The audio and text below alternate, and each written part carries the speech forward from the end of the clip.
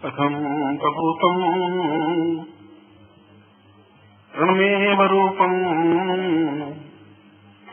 गुरुर्वै सहम्यम सतदेव नित्यम अचिन्त्य रूपम परम मदैव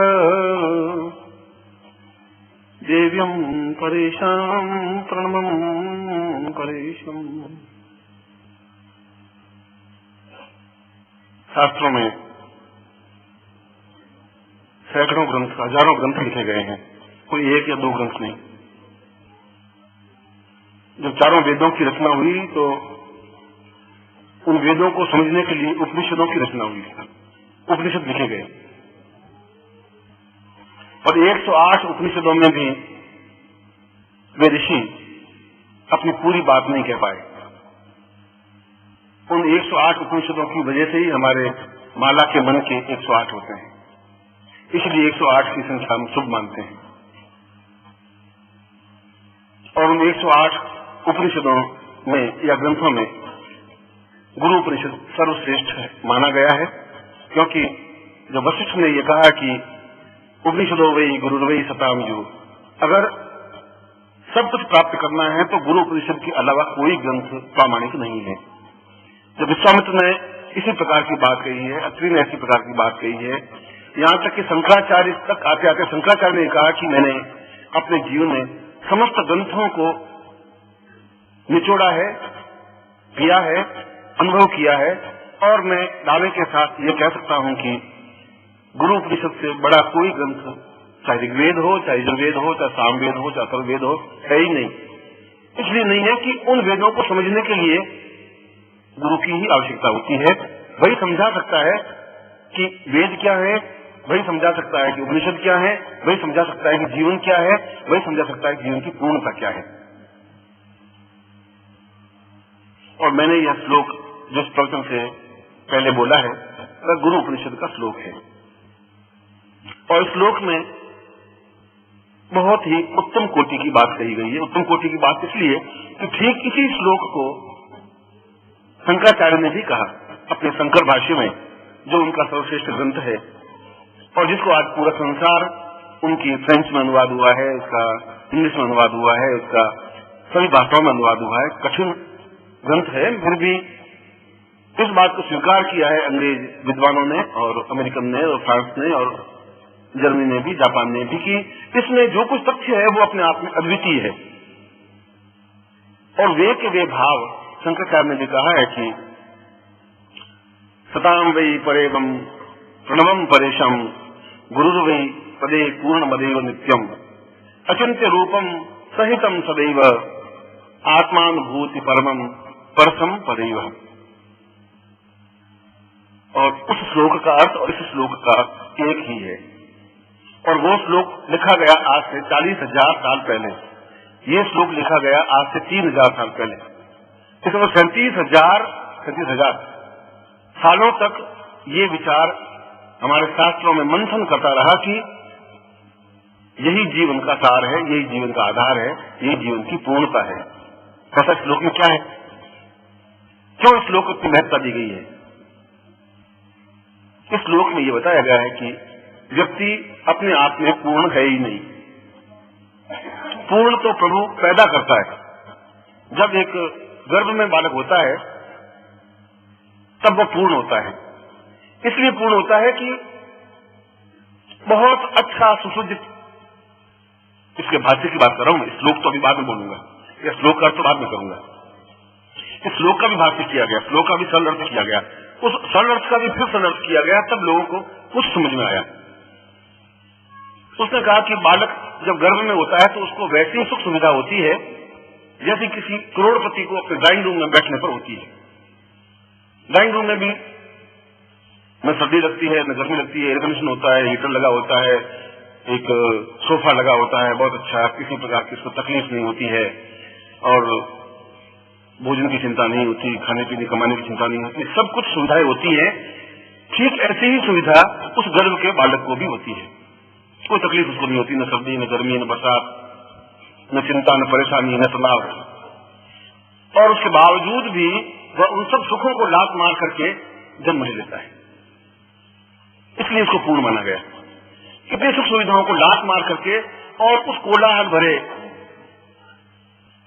विश्व में तो जन्म होते ही सैकड़ों बंधन उसके गले में पड़ जाते हैं।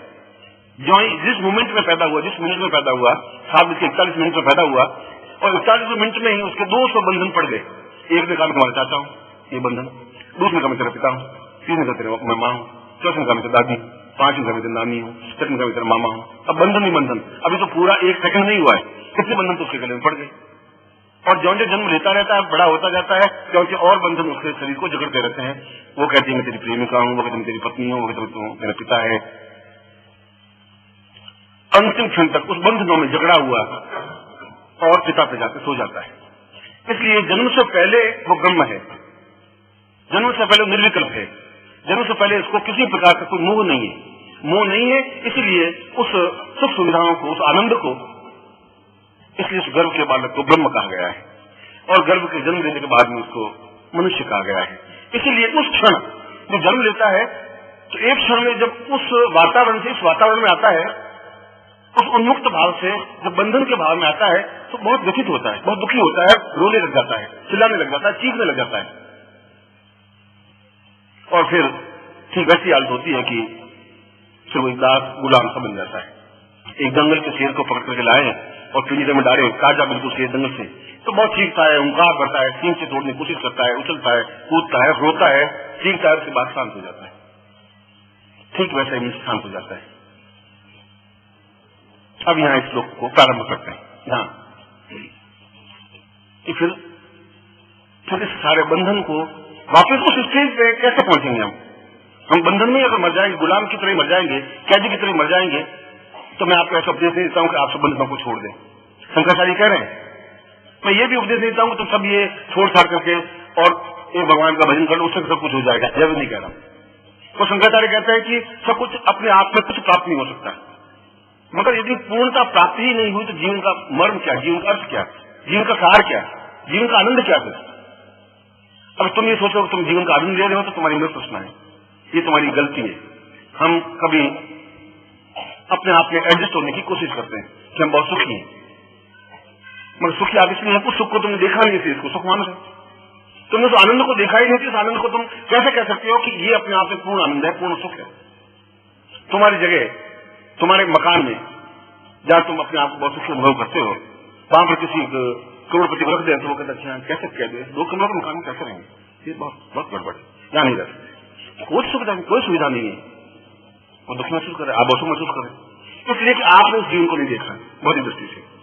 जिसने जीवन को आनंद अनुभव किया ही नहीं, जिसने जीवन में परम अवस्था को प्राप्त नहीं किया, जिसने अपने जीवन में साधना की नहीं, जिसने अपने जीवन में उस ध्यान में, इस मेडिटेशन में गया ही नहीं, वो कैसे समझेगा कि मेडिटेशन क्या चीज होती है, ध्यान का आनंद क्या है। जब तुमने कोई चीज खाई नहीं तो उस चीज का आनंद भी आप कैसे अनुभव कर सकते हैं, वर्णन कैसे कर सकते हैं। जिसने अपनी मिठाई नहीं खाई तो मिठाई का वर्णन नहीं कर सकता, खाने के बाद कह सकता है कि अच्छा है बुरा है। इस श्लोक के पहले अर्थ में कहा है कि यह सार तत्व, क्योंकि उस बंधन से उस आनंद तक पहुंचने की जो क्रिया है, अगर वो प्राप्त नहीं हुई तो फिर जीवन व्यर्थ है, फिर तो कीड़े मकोड़ों वाला जीवन है जो अनेक जी लेता है। तुम जीवन जी नहीं रहे हो, तुम भोग रहे हो, ये अंतर है। मैं जीवन जी रहा हूं, तुम भोग रहे हो, ये डिफरेंस है। भोगने और जीने में अंतर यह है कि तुम हर हालत में दुखी होते रहते हो। नौकरी में 4 दिन नहीं गए तो घबराहट की गवर्नमेंट, वो क्या करेगा अफसर। पति जोर से बोली तो घबराहट, 2 दिन पति नहीं बोले तो भी घबराहट, तो क्या हो गया। हम पूछे भाई तेरी तकलीफ क्या है, तुम क्यों नहीं बोल रही है, काय की गुस्सा हो गई है, तो तकलीफ, बोले तो तकलीफ, नहीं बोले तो तकलीफ, संतान हो तो तकलीफ, संतान नहीं हो तो तकलीफ, बुढ़े माँ बाप घर में हो तो तकलीफ, नहीं हो तो तकलीफ, पैसा ज्यादा आवे तो तकलीफ कि गवर्नमेंट आ जाएगी, इनकम आ जाएगा, चोर आ जाएगी, डकैत आ जाएंगे, और नहीं हो तो तकलीफ। और तुम नहीं उस तकलीफ में अपने सांस लेते रहते हो और बहुत सुख महसूस होते हो। बहुत वो कुत्ता जिसके गले में पट्टा बंधा होता है, बहुत अपने आप को गर्व से ऊंचा उठ के चला जाता है कि इस गले के कुत्ते में कुछ नहीं है, मैं बड़ा हूं, मेरे गले में पट्टा है।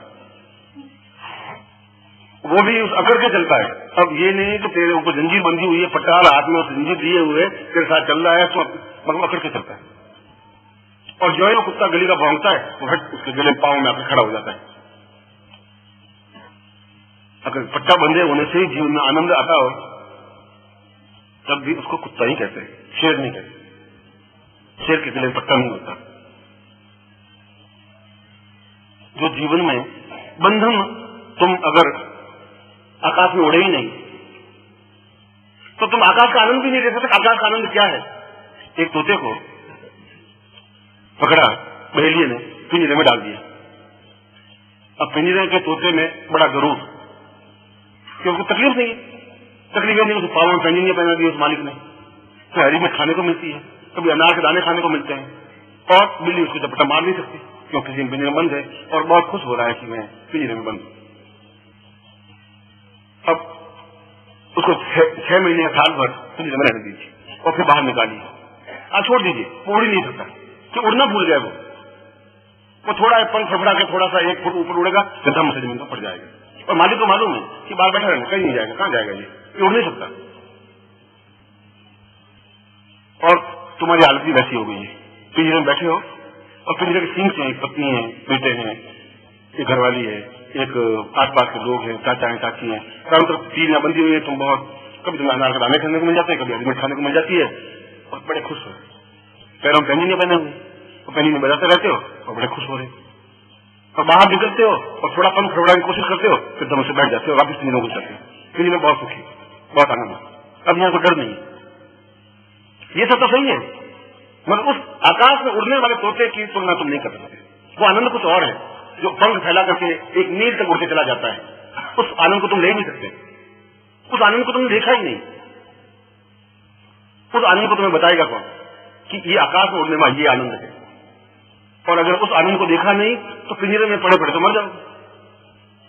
उसमें तो कोई बहुत बहादुरी है नहीं, क्योंकि एक ने तुम्हें पिंजरे में डाल दिया, और पिंजरे में डाल दिया तेरे बाप ने, तुम्हारी माता ने, तुम्हारी दादी ने, तुम्हारे चाचा ने, इसलिए कि हम दुखी हैं तो ये सुखी नहीं रहना चाहिए।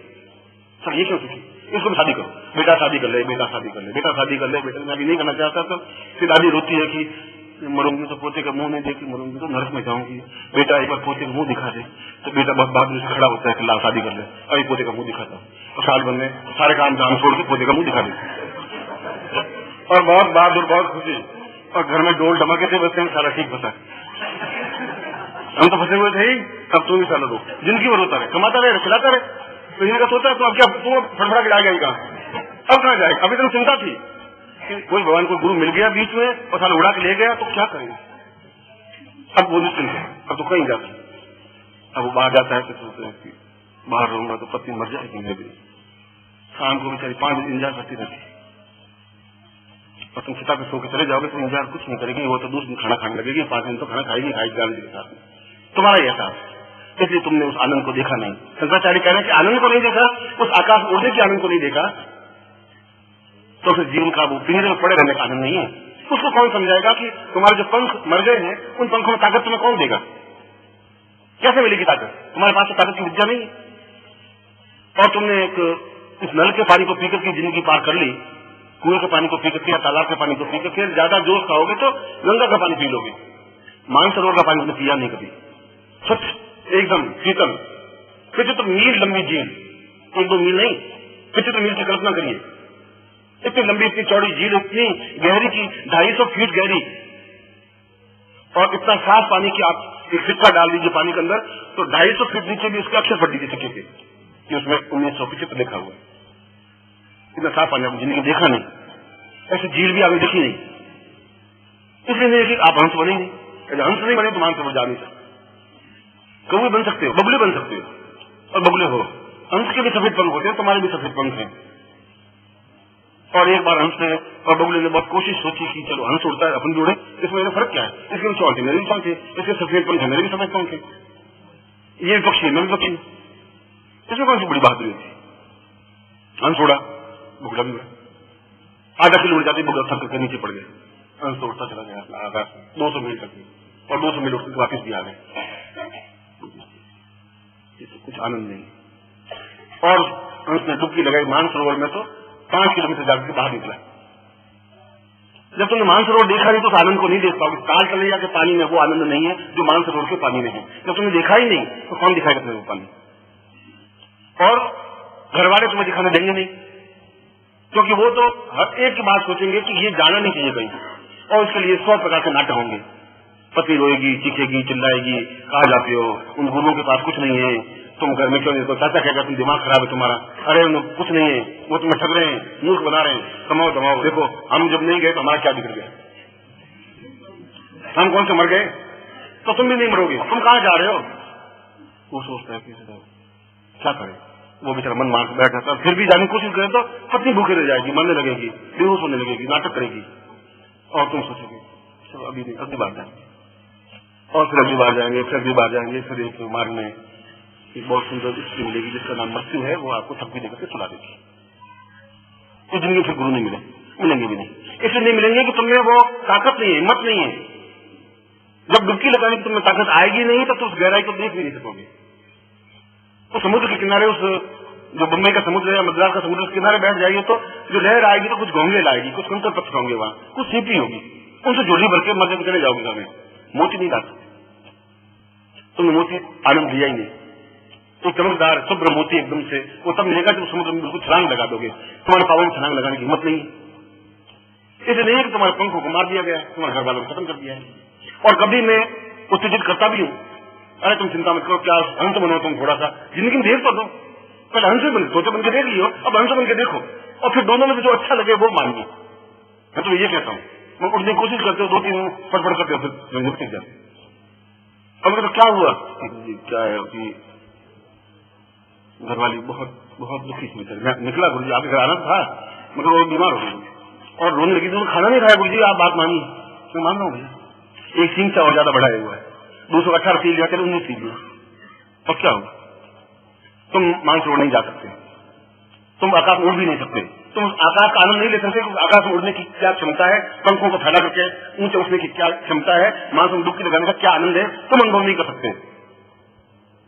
और शंकराचार्य कह रहे हैं कौन समझाएगा तुम्हें कि ये आनंद कुछ और है, कौन तुम्हें अपने साथ उड़ाएगा, कौन 300 मील तक तुम्हें उड़ा के ले जाएगा, कौन ले जाएगा तुम्हें, चाचा चाची माँ बाप भाई बहन, उनके खुद के पंख मरे हुए, वो तुम्हें कहां से उड़ाएंगे, जो मुर्दे हैं वो तुम्हें कहां से जीवन दान देंगे, जिन्हें खुद में क्षमता नहीं हो तो क्या समझाएंगे। और मैं ऐसा नहीं कह रहा हूँ कि पत्नी को छोड़ दो, मैं ऐसा नहीं कह रहा हूँ तुम चाचा जी को छोड़ दो, तुम ऐसा नहीं कह रहा हूँ माँ बाप को छोड़ दो, मैं कह रहा हूँ कि उसके बीच रह करके भी अपने पंखों को फैला करके आकाश में उड़ने की कला सीखिए, उनके बीच रह करके। और आप पूछेंगे गुरुजी ऐसा कैसे हो सकता है, तो उदाहरण अपना खुद का प्रश्न करता हूँ कि मैं तुम्हारे से ग्रस्त हूँ, मेरी पत्नी है, पुत्र है, पोते हैं, पोतियां हैं, भाई हैं, बहन है, संबंधी रिश्तेदार हैं, और तुमसे ज्यादा बड़ा कुनबा है, तुम्हारे घर में 10-12 मेंबर हैं और मेरे घर में 80 लाख शिष्य हैं, कितना बड़ा कुनबा है। उन सबकी तकलीफें सुनता हूँ, उन सबकी परेशानी सुनता हूँ और भी मुस्कुराता रहता हूँ, आकाश में उड़ता भी हूँ और डुबकी लगाता भी हूँ। अगर मैं इतना सब कुछ रहते हुए उड़ सकता हूँ तो मैं उदाहरण देकर तुम समझा रहा हूँ कि मैं भगवान कपड़ा बगड़ा नहीं हूँ, साधु नहीं हूँ, सन्यासी नहीं हूँ, तुम्हारी तरह सारी जिम्मेवारी में झेलते हुए भी उस आनंद को प्राप्त कर सकता हूँ। इसलिए चिंता मुझे व्याप्त होती नहीं, तनाव मुझे नहीं होता है, इसलिए मैं रात को सोते ही नहीं रह जाती क्षण में, इसलिए चेहरे पर एक ओझ है, एक लड़ाई है, एक मस्ती है, और मैं तुम्हारे चेहरों पर भी वैसी चाहता हूँ। शंकराचार्य कह रहे हैं कि यह सब कुछ तुम्हें गुरु ही समझा सकता है, कब, जब तुम अपने आप को पूरी तरह से गुरु को अपने आप में स्थापित कर दो, गुरु को पूर्ण रूप से अपने आप में समाहित कर दो। और गुरु को पूर्ण रूप से समाहित करने का तात्पर्य क्या है, कैसे स्थापित करते हैं, कैसे समाहित करते हैं, समझ कर अपने आप में जज्ब कर देना, अपने आप में मिला देना, पानी से जैसे पानी मिलता है या दूध मिलता है, और तुम्हारे अंदर गुरु समाहित हो सकते हैं। बहुत सरल कला है, और प्रत्यक्ष समाहित होने से कितना फायदा होगा कि जो कुछ ज्ञान तुमने प्राप्त किया ही नहीं वो ज्ञान अपने आप मिल जाएगा, तुम्हें मिलेगा, क्योंकि वो ज्ञान का लेखक तुम्हारे अंदर समाहित हो गया है। इसलिए एक गरीब घर की लड़की जिसके घर में खाने की रोटियां नहीं और एक लखपति की शादी कर ले तो शादी करते ही वो लखपति बन जाती है, आधा सेकंड लगता है, जो शादी हुई वो इसलिए भी लखपति कहलाती है। जो तेरी मेरी शादी हो जाएगी तो जो कुछ मेरा ज्ञान है, जो कुछ आनंद है, वो सब तुम्हें प्राप्त हो ही जाएगा, सब तुमने मेरे साथ शादी की है। इसलिए कबीर ने कहा है कि हे राम, मैं तो राम की बहू रिया, वो कह मैं राम की बहू रिया हूं, उसकी बहू हूं, क्योंकि जब राम मुझे अंदर व्याप्त हो जाएंगे तो वो सब कुछ मुझे मिल जाएगा जो राम के साथ में है। और इसीलिए फिर भी कह रहा है कि गुरु गोविंद दोनों खड़े काफी अलग उपाय, इतना होने के बावजूद भी बलिहारी गुरु आपने गोविंद दियो बताए, वो गुरु को कह रहा है कि आपकी बलिहारी, आपकी कृपा है, आपकी मेहरबानी है, आपकी वजह से मैं गुरु को देख सका हूं।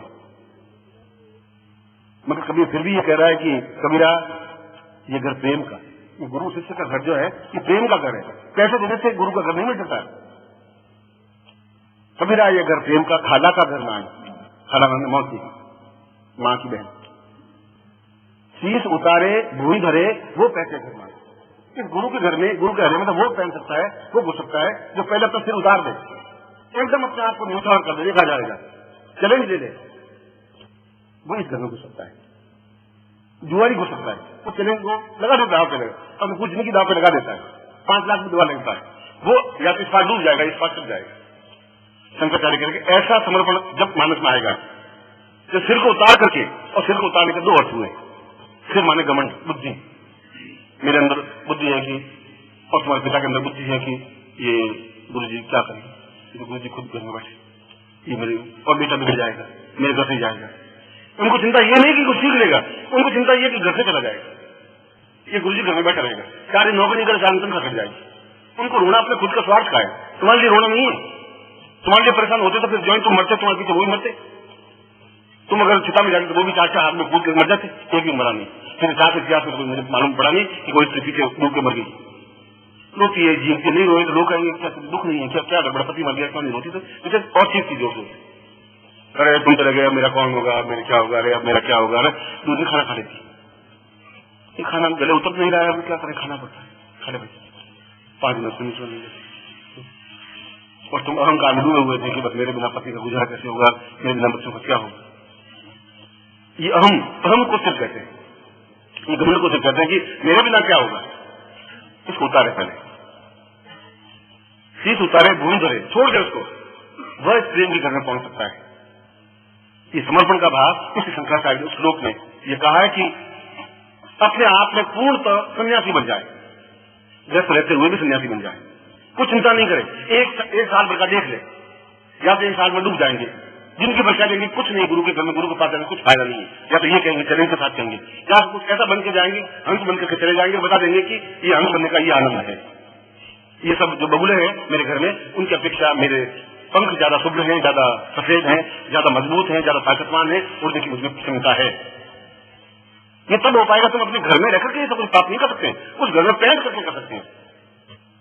और पैंटने की क्रिया तब है जब तुम सब कुछ दे दोगे तो अपने आप गुरु को प्रत्यक्ष कर दोगे, तुम कुछ चूकोगे नहीं, तुम कुछ आदत छोड़ोगे नहीं, और गुरु को अपने अंदर, तुम्हारे अंदर तो साधन जगह ही नहीं।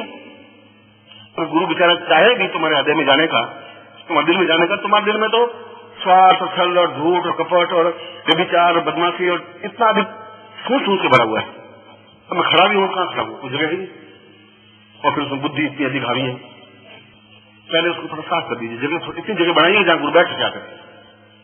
और वो तब हो सकता है जब चैलेंज के साथ में आप गुरु के साथ हो जाएंगे। और गुरु के साथ होने का तात्पर्य है कि जो गुरु के लिए अनुकूल हो वो कार्य कर रहे हैं। मैं अपने स्वार्थ के लिए, मैं नहीं, मैं गुरु, मैं तो उन शास्त्रों की बात कह रहा हूँ, शंकराचार्य की बात कर रहा हूँ। तुम अगर मेरे लिए कुछ कार्य करोगे तब भी मेरे को फर्क नहीं पड़ेगा, तुम नहीं करोगे तब भी फर्क नहीं पड़ेगा। जो 70 साल तक तुमने काम नहीं किया तो मेरा कौन से डूब गया कुंबा, और तुम कर लोगे तो कौन से मैं भगवान बनूंगा। और मुझे भगवान बनने की ख्वाहिश है नहीं, जब मैं भगवान हूं तो मुझे भगवान बनने की ख्वाहिश नहीं है। भगवान का तात्पर्य है कि जो पूर्ण ज्ञान को प्राप्त करते हो भगवान, कोई आकाश में बुद्धि कुछ नहीं भगवान कहते। जहाँ पूर्ण तो प्राप्ति हो, जहाँ एकदम से किसी प्रकार का तनाव नहीं हो, चिंता नहीं हो, कुछ व्याप्ति ही नहीं हो। और मैं इस प्रकार से चिंता मुक्त हूँ, मैं रखता ही नहीं चिंता, तनाव रखता ही नहीं। ये तनाव तो है कि वो आया नहीं, क्या तकलीफ है। यह तो तुम्हारा प्रति मुंह बचता है कि क्या बात है, क्यों नहीं मिले, क्या तकलीफ है। अगर तुम तकलीफ में होते तो मैं तकलीफ महसूस करता हूँ, और तुम्हें लाइन पर लाने के लिए कभी चाबुक भी मारता हूँ, मैं खुद मारता हूँ, महीने भर नहीं भी बोलता हूँ, 2 महीने नहीं बोलता हूँ, गुस्सा भी करता हूँ, फटकारता भी है, प्यार भी करता हूँ। ये तो क्रिया के लाभ है। कृष्ण बहुत अय्याशी था, बहुत उसको प्रेम करने वाला था, और सूर ने और बाकी लोगों ने उनको इतना कहा कि बिना गोपियों के रह नहीं सकता था, ऐसा था, राधा के पीछे भटकता था, कदम करोच पर चला, सब कुछ था। और हमने ऐसा माना कि ये तो बहुत प्रेमी जीव है। या मगर जिस समय वो उद्धव लेने के लिए आए, क्रूर लेने के लिए आए, और रथ में बैठा, और रथ बैठा तो रथ रवाना हुआ, पीछे मुड़ के देखा ही नहीं गोपियां खड़ी है नहीं खड़ी। निर्मुक्त भाव से मिला, तभी उसी भाव से था, रवाना हो गया 1 सेकंड, कुछ पीछे पलट के नहीं देखा। और हम अगर पलटे हैं तो पीछे उस पत्नी या प्रेमी का जो भी है, चिंता मत करना, मैं वापस आऊंगा, तुम क्यों घबराती है, मैं तेरे साथ में हूँ, ये लेटर लिखूंगा, तुम मुझे लेटर लिखना, ये मेरा एड्रेस है, और तेरे बिना कैसे रहूंगा। फिर 2 बार फिर पीछे मुड़ के देखते हैं, फिर देखते हैं, फिर मुड़ते हैं, फिर पलट के देखते हैं, उसने मुड़ के नहीं देखा। ये अनासक्त भाव है, और ये अनासक्त भाव जब जीवन में आता है तब मुझे प्रेम भी करना पड़ेगा, पर अनासक्त भाव से। मन में ऐसा कुछ स्वार्थ नहीं है कि मेरी आंख गंदी हो सकती है, मेरी आंख गंदी नहीं है, मेरा मस्तिष्क भी गंदा नहीं है, मेरे विचार भी गंदे नहीं है, क्योंकि मैं तुमसे ज्यादा आकाश में उड़ने की क्षमता जानता हूं। उस आकाश को नापा है, मैंने देखा है और नाप के दिखा सकता हूं। मगर जमीन पर उतरना पड़ता है तो बुगलों के बीच में खड़ा भी होना पड़ता है, क्योंकि ये मेरी इच्छा है कि इन बुगलों को मैं हंस का रूप दे सकूं। तो मेरे जीवन की सार्थकता है, मैं इनको हंस बना सकूं, उड़ा के दिखा सकूं कि देखो ये आनंद है तुम्हारा, तो डुबकी लगा के बता सकूं। बाकी मुझे व्यस्त मानने का कोई आनंद था नहीं। मैं सन्यासी रहा हूं और अपने आप में बहुत अद्वितीय सन्यासी रहा हूं, जहां हिमालय का कण कण बात को एहसास करता है कि सन्यासी रूप ऐसा होता है। क्या जरूरत मुझे सुनने, मगर मैं ग्रस्त नहीं बनता तो ग्रस्त के लोगों को समझा नहीं सकता। सन्यासी ग्रस्त के लोगों को समझाए तो इफेक्ट पड़ता नहीं है, इसलिए तुम्हारे बीच आने के खड़ा होना पड़ेगा, बात करनी पड़ेगी। पर तुम अपने आप में से न्यून होकर अपने आप जैसे समझ लेते हो कि क्या है गुरु जी का, ये तुम्हारी भ्रम है, आंख का भ्रम। तुम्हारी आंख में कमजोरी है तो जब बगले बैठे मानसी बैठा है तुम सोचोगे ये भी जब बगले, ये तुम्हारी आंख की कमजोरी है। अंश को चिंता नहीं है, मैं मानता मैं तो अंश हूँ, मुझे क्या है, भले ये मुझे बगला कहे चाहे अंश कहे, उसमें क्या अंतर आ जाए। इसे शंकराचार्य श्लोक में कह रहे हैं कि जब 1 साल भर के लिए अपने आप को कुछ क्षणों के लिए, कुछ समय के लिए पूरा अनासक्त भाव से जुड़ जाओगे तो अपने आप तुम्हारे अंदर में सुनित हो जाएंगे। तुम्हें तो नहीं, कुछ एक्टिविटी से, क्रिया से, चिंतन से चैलेंज तो लेना ही पड़ेगा। तुम सोचो चैलेंज भी नहीं ले तो सब कुछ मिल जाए, ऐसा नहीं हो सकता। जब ये शिष्य इतने छोड़-छाड़ करके अगर शास्त्री यहां बैठा है तो इनके भी कुछ घर बात हो गई, कुछ न कुछ हो गई, वो भाई बंधु समझ रिश्तेदार होंगे। मगर मैं समझ मिलता हूँ 2 मिनट नहीं मिलता हूँ, 1 मिनट नहीं मिलता हूँ, 2 मिनट तो बहुत बड़ी बात है। मगर उसके बाद भी इसके आंख में आंसू टूटता नहीं है।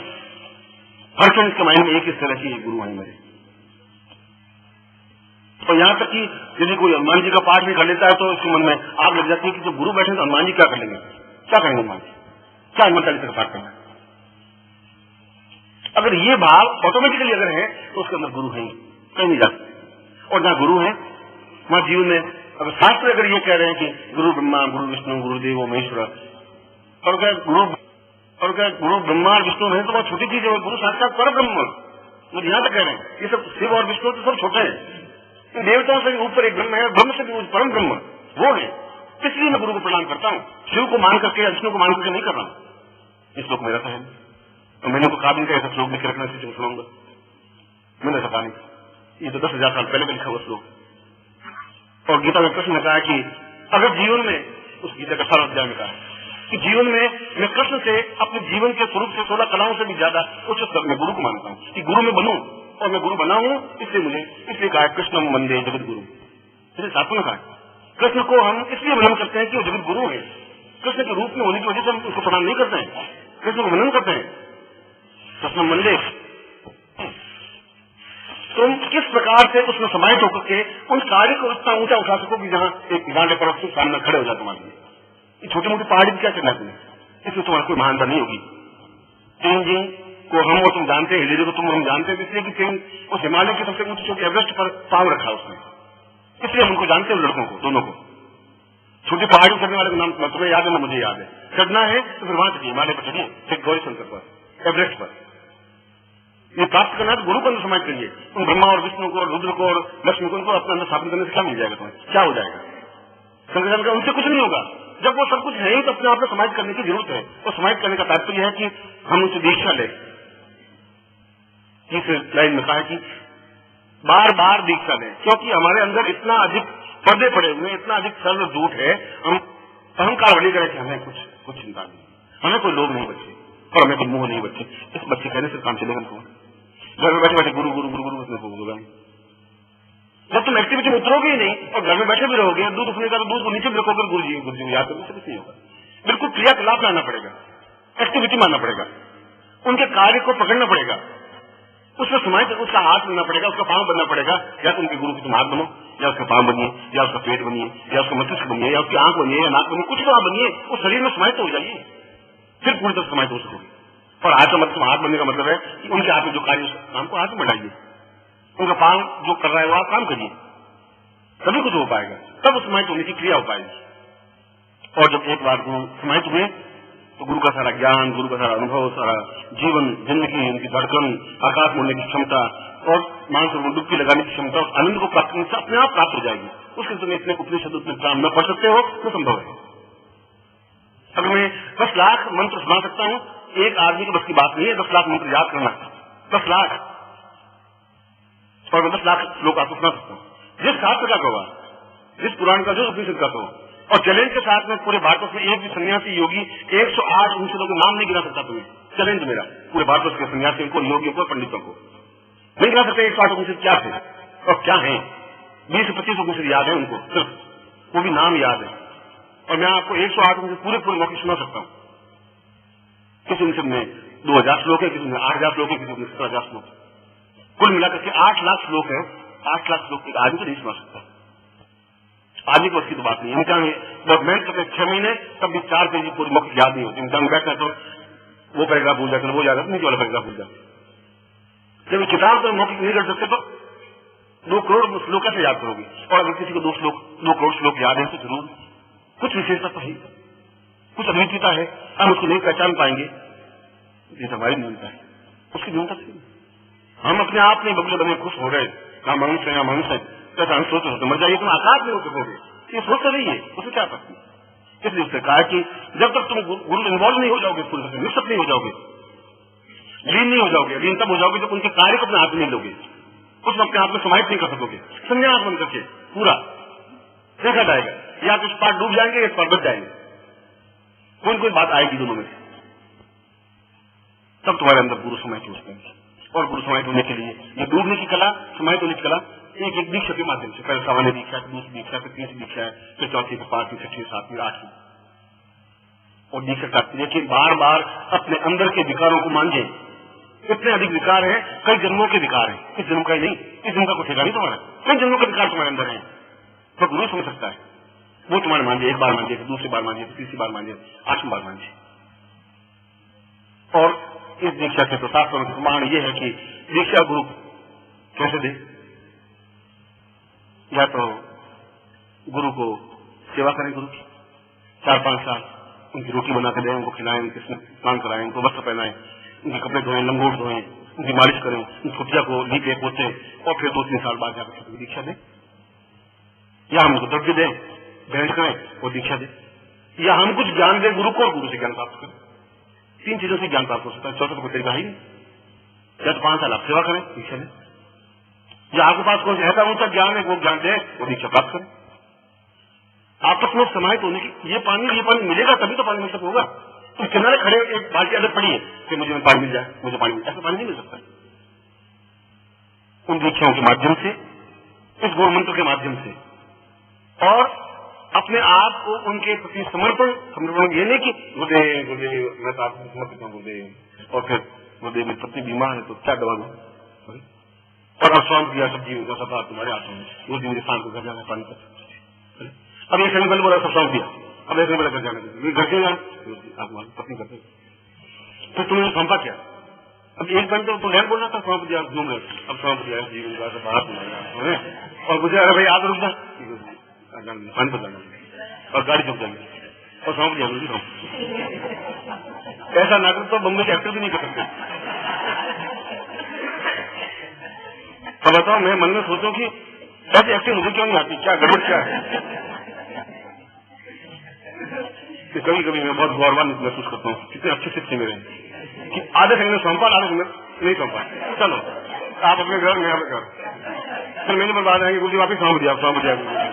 अरे अब कहाँ से चक्कर था, लखनऊ जाना पड़ा बस।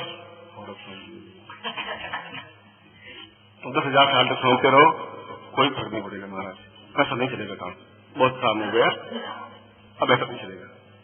अब ऐसा हाथ छुड़ा के भागने से काम तुम्हारा नहीं चलेगा। हर बार तुम्हारा हाथ पकड़ते हैं, हर बार तुम हाथ छुड़ा के भाग जाते हो, उससे ये पूर्णता प्राप्त नहीं हो पाएगी और जीवन कटता जा रहा है, जीवन बीतता जा रहा है। चाहे तुम शिष्य हो, चाहे शिष्य हो, चाहे पाठक हो, चाहे श्रोता हो, तुम्हारे अंदर का स्वार्थ ही उतारे बुंदरे, सब कुछ छोड़ना पड़ेगा, तुम्हें छोड़ना ही पड़ेगा। और 3 महीने ले लीजिए, एक्सपेरिमेंट करिए, 3 महीना, 6 महीना, साल, 2 साल, निस्वार्थ भाव से अपने आप को डुबाइए तो सही, और अपने आप को गुरु को पूर्ण रूप से अपने आप में समाहित करने की कोशिश कीजिए, करिए। वो दीक्षाओं के माध्यम से हर बार दीक्षा लूंगा और अपने आप को पूर्ण निर्मल बना करके उस बगुड़े से हंस के स्टेज पे आऊंगा जब आके दीक्षा लूंगा।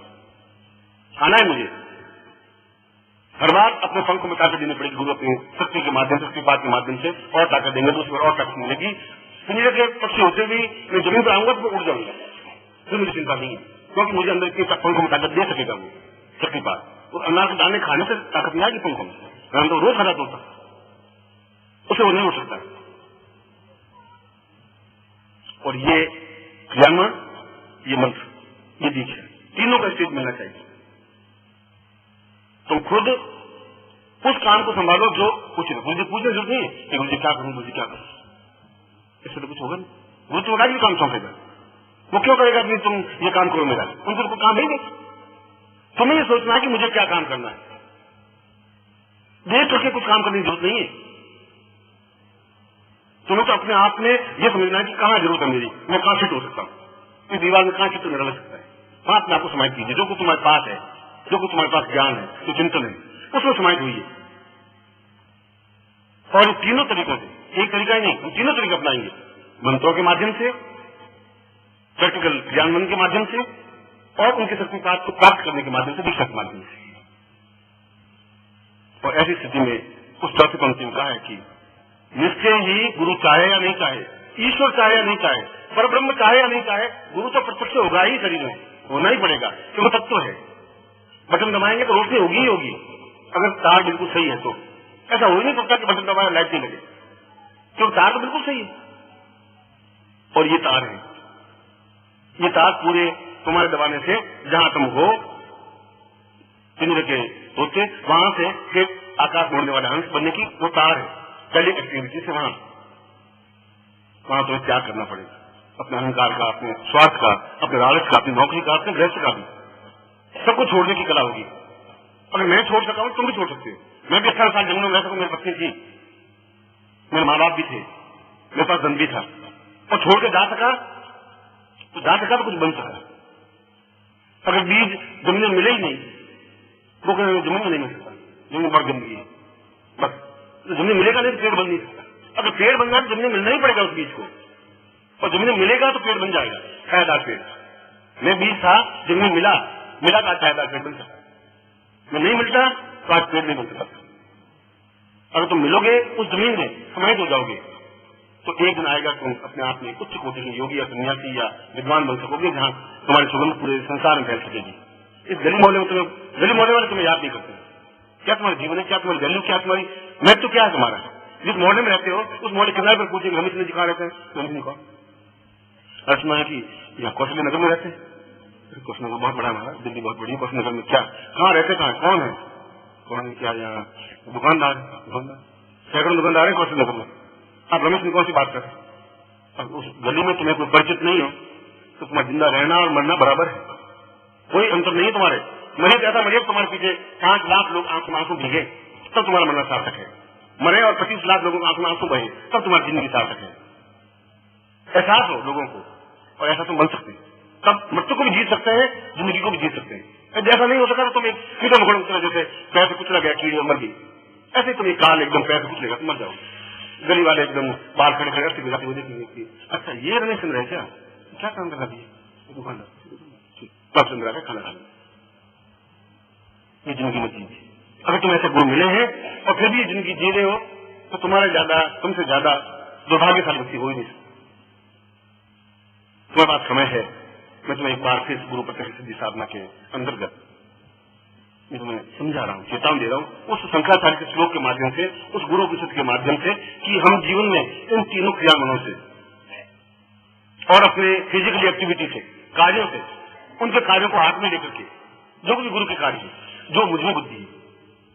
तुम अगर प्रेस के इंचार्ज हो तो प्रेस का काम, तुम अगर सेवा झाड़ू निकालो झाड़ू, कोई बुराई नहीं है, 5 दिन के साथ में कोई बुराई नहीं है, सेवा तो सेवा है।